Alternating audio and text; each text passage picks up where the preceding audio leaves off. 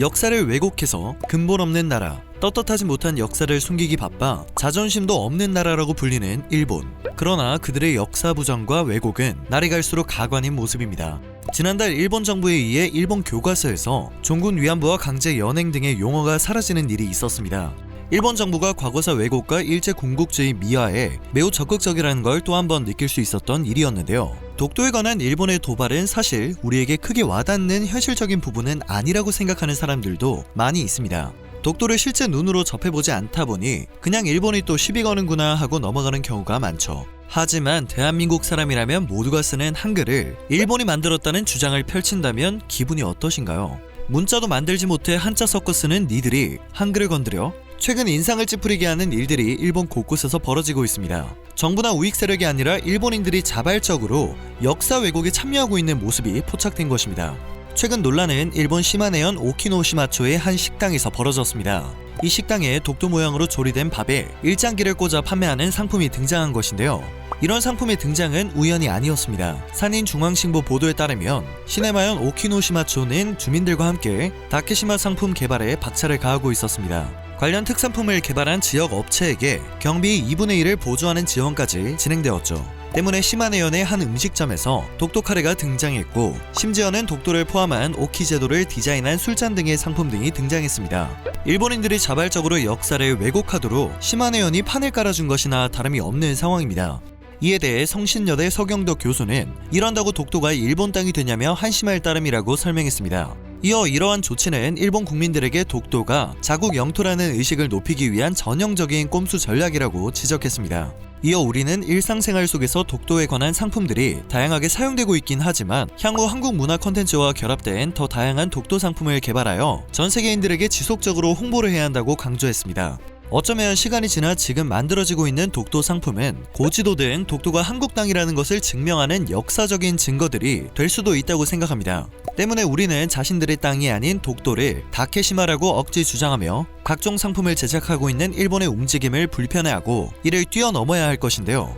다행인 것은 최근 세계적으로 한류가 불며 한국의 콘텐츠가 사랑을 받고 있다는 점입니다. 잘만 이용한다면 진실을 알리는 하나의 창구가 될 수 있는 건데요. 최근 가장 큰 화제가 되었던 건 지난 8월 유재석이 유키즈 온 더 블록에 독도 후원 신발을 신고 나온 일이었습니다. 당시 도쿄올림픽 독도 표기 논란 등이 일자 국민 MC로 불리는 유재석은 독도 후원 신발을 통해 선한 영향력을 끼치고 싶었던 것으로 보였습니다. 독특한 색감의 스니커즈는 국내외 시청자들의 이목을 끌어모았죠. 이 신발은 우길기 폐기 프로젝트와 3.1절 타임스퀘어 한복 5개 광고 등을 진행하며 우리에게 애국 기업으로 알려진 라카이 코리아에서 만든 신발이었는데요. 해당 신발 역시 수익금 일부가 대한민국 독도협회에 후원되는 구조였습니다.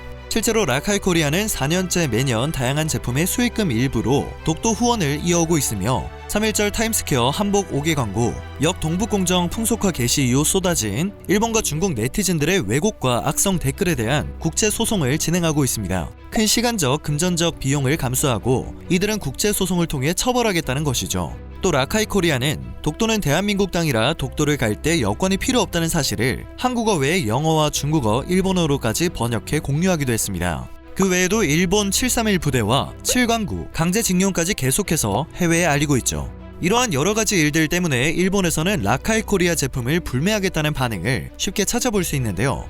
라카이 코리아는 우리는 대한민국 기업이기에 그리고 한국인이기에 당연히 해야 하는 일이라고 생각해 이러한 일들을 꾸준히 이어가는 것뿐이라는 입장으로 그들의 협박이 아닌 협박을 무시하고 있습니다. 다행히 국내에서도 라카이 코리아의 행동력이 크게 화제가 되며 국내 네티즌들은 우리도 꾸준히 소비해서 응원해줍시다. 이런 기업들을 쓰는 돈은 하나도 아깝지 않다. 여기 진짜 대단하고 꾸준하다. 늘 응원합니다 라는 응원을 아끼지 않고 있습니다. 또 최근 라카이 코리아는 한글날을 맞이해 한글날 머그컵을 출시했다는 반가운 소식이 전해졌습니다. 이 기업의 이런 행보가 반가울 수밖에 없는 이유는 역시나 일본 때문입니다. 일본에서 한글을 검색하면 한글 일본 발명, 한글 만든 사람 일본, 한글 문자 기원 일본, 한글 일본이 가르쳤다는 키워드가 나옵니다. 한글을 제대로 발음하지도 못하면서 저런 키워드를 검색한다는 게 일단 어이가 없는데요. 대표적으로 일본에서는 한글의 원조가 일본의 신대문자라는 날조를 쉽게 찾아볼 수 있었습니다. 한 국내 방송사를 통해 신대문자를 가르치는 일본의 한 서예학원의 모습이 보도된 적이 있는데요. 신대문자는 한글 발음대로 소리가 나는 것은 물론 모양도 매우 흡사했습니다. 그리고 학원 원장은 잘못된 사실을 교육하고 있었습니다. 원장은 자신이 전생의 남자였는데 1500년 전에 한국에 이 문자를 가지고 간 기억이 있다며 그것을 참고해서 만든 것이 지금의 한글이라는 말도 안 되는 말을 덧붙이기도 했죠. 정신이 나갔나봐요. 세종대왕이 창제한 한글이 사실 일본의 고대 문자를 뺏긴 것이라는 헛소리를 교육하고 있는 모습이었습니다. 또 일본은 신대 문자가 1000년이 된 문자라며 그 근거로 1000년 이상 된 목판을 내세웠는데요. 1000년이나 되었는데도 목판의 품질은 너무 좋았고 방송사에서는 이것을 탁본으로 만들게 됩니다. 그런데 여기에서 500년 된 가타카나 문자가 섞여 있는 것을 발견하게 되었죠. 아니 1000년 된 유물에서 만들어진 지 500년 된 문자가 어떻게 나올 수 있었는지 되묻자 그 뻔뻔하던 일본인도 대답을 하지 못했습니다. 1444년 양력 3월 9일 최만리를 대표로 한 총 7명의 업문시행 반대 상소문은 세종이 창제한 훈민정음에 대한 예찬으로 시작됩니다. 신들이 엎드려 살펴보건대 업문 제작이 지극히 신묘하와 물건을 창조하고 지혜롭게 운용하심은 청고에 뛰어나시옵니다 라는 내용인데요. 이어 그들은 업문의 자형은 비록 옛 전문을 본떴다 할지라도 용음과 합자는 모두 옛것에 맞지 아니하니 실로 근거할 데가 없사옵니다 라는 매우 중요한 검토 결과를 제시합니다. 쉽게 말해 업문 28자의 자형 면에선 근거가 있다고 할 수도 있지만 임금이 그 음을 사용한 것은 모두 고전과 일치하지 않기 때문에 자음 면에선 근거할 데가 없다는 말입니다. 훈민정음의 제작 원리와 관련된 여러 주장들, 예를 들어 신대문자를 비롯한 가림토와 파스파 문자 모방설 따위의 진위 여부를 가릴 수 있는 명확한 판별 기준을 제시해주기 때문입니다. 신대문자는 상당수의 자형이 훈민정음과 일치하며 그 음 또한 거의 일치합니다. 신대문자 또한 훈민정음의 고전이 아니며 일본의 주장과는 반대로 오히려 훈민정음 창제 후 신대문자가 훈민정음을 베낀 후대의 것임을 알 수 있습니다. 결국 애초에 신대문자라는 개념 자체가 날조되었던 것입니다. 이 사실이 밝혀지기 전까지만 하더라도 일본 우익 세력은 신대문자 날조를 믿고 우월감에 젖어 행복해했는데요. 거짓이라는 것이 밝혀지자 한글은 세종대왕이 만든 것이 맞지만 한글 교육과 보급은 일본이 했다는 주장으로 노선을 틀었습니다. 이후 일본에서는 종종 조선인은 한자를 배울 수 없는 수준의 바보라서 한글을 발명한 거라며 일본이 문자를 만들지 않은 것은 일본인들이 똑똑해서 한자를 배워 글을 쓸 수 있었기 때문이라는 의견을 찾아볼 수 있는데요. 앞뒤가 전혀 맞지 않는 주장입니다. 그렇게 자부심이 넘쳤으면 애초에 일본이 한글을 발명했다는 식으로 한글을 탐내지 말았어야 했겠죠. 조선이 제국주의 일본의 국권을 빼앗겼던 당시 한글날은 민간 기념일이었고 그 당시 명칭은 각야날이었는데요. 2005년 12월 국회에서 국경일에 관한 법률이 개정되어 2006년부터 한글날은 국경일로 지정이 되었습니다. 그리고 오는 10월 9일은 정부 지정 5대 국경일 중 하나인 한글날입니다. 역사를 왜곡하고 독도가 자신들의 땅이라고 우기는 것처럼 추후 일본이 한글을 탐낼 가능성을 배제할 수 없습니다. 이미 한 번의 시도가 있었던 만큼 더욱 경계를 해야 할 부분이죠.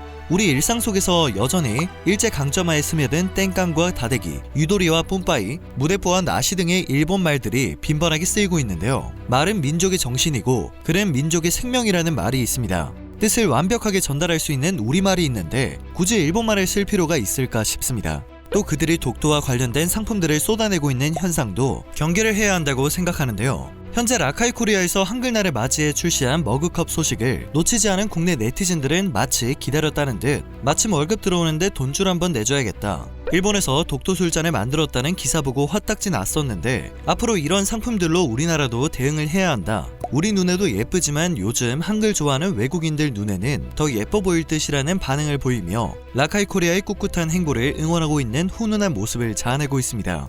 훈민정음 언해본과 기억에서 히읗까지 자음을 넣어 디자인한 머그컵은 한글날을 맞이해 출시된 머그컵의 의미를 더해주는데요. 특히 도공의 말이 새겨진 머그컵이 눈길을 끌었습니다. 이 도공의 말은 무려 400년 전 처음 새겨진 말로 일본 에도 시대에 만들어진 찻잔에 적혀있던 내용입니다. 일본 도자기 문명의 출발점이 된 자기인 이도 다와는 16세기 말 조선에서 일본으로 건너간 뒤 도요토미 히데요시에 헌상되며 유명해진 차 사발인데요.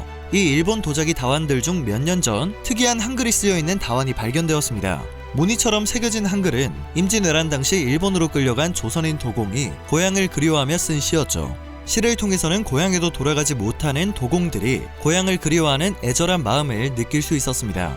이 유물은 조선에서 억압받던 기술자들을 해방하기 위해 데려갔다는 일본의 주장을 한방에 박살냈습니다. 이러한 사연을 알고 있는 사람들에게 특히 소장 욕구를 불러일으키고 있는 것으로 보입니다. 지금 이 시간은 미래의 역사로 남게 될 것입니다. 우리의 것을 지키기 위한 우리의 관심이 항상 중요한 이유입니다. 오늘 전해드릴 소식은 여기까지입니다. 영상이 정보가 되셨다면 그것만으로도 정말 감사드립니다.